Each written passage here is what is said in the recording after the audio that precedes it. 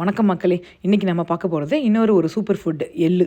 இது high protein, high calcium, iron உள்ள ஒரு ஃபுட்டு. இந்த எள்ளு வச்சு எப்படி 2 டைப் ஆஃப் எள்ளு உருண்டை செய்கிறது தான் பார்க்க போகிறோம். ஒன்று கருப்பட்டி வச்சு, ஒன்று வந்து எந்த ஒரு கருப்பட்டியோ சுகரோ எதுவுமே இல்லாமல்.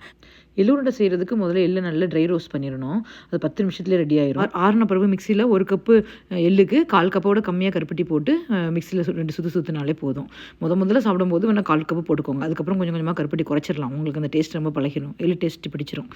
ஒரு 4-5 சுற்றுலேயே அதுலேருந்து எண்ணெய் விளைய ஆரம்பிச்சிடும். அந்த எள்ளுலேருந்து அது அப்படியே நம்ம உருண்டை கை வச்சு உருட்டினாலே பால்ஸ் ரெடி ஆயிரும். எள்ளு உருண்டை ரெடி.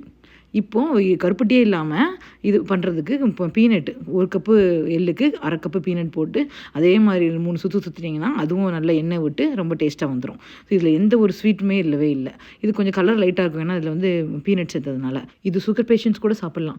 எள்ளு வந்து முடிக்கு, ஸ்கின்னுக்கு எல்லாத்துக்கும் ரொம்ப நல்லது. ஸோ வெறும் எள்ளாவோ எள்ளு உருண்டையாவோ சாப்பிட்டு என்ஜாய் பண்ணுங்கள். Healthy eating.